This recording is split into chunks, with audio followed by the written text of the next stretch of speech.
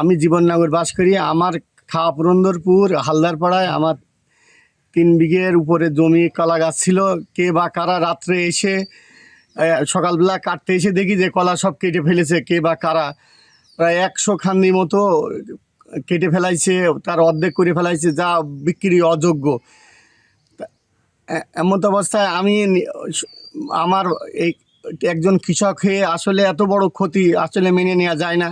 আমি উপরস্থ ঊর্ধ্বতন কর্তৃপক্ষকে আমি বলবো এই যে বা যারা করেছে তাদের দৃষ্টান্তমূলক সাক্ষী হওয়া উচিত, যাতে এ ধরনের কোনো কাজ আর দ্বিতীয়বার করার সুযোগ না পাই। আমরা কেন ভুক্তভোগী হব?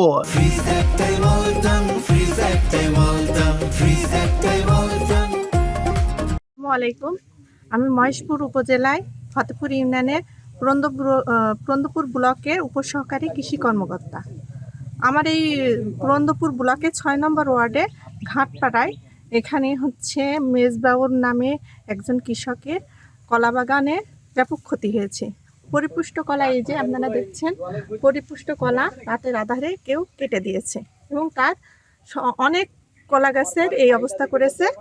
তার 50 থেকে লাখখানিক টাকা তার ক্ষতি হবে এবং তার এটা এখন পরিপুষ্ট, খাওয়ার উপযুক্ত, কিন্তু এমনভাবে কেটেছে এটা একদম বিক্রি অনুপযুক্ত হয়ে গেছে।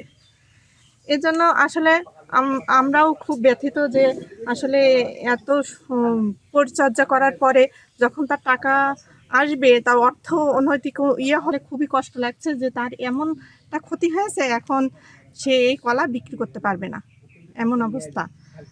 সেজন্য যারা এই কাজ করেছে অবশ্যই খারাপ কাজ করেছে।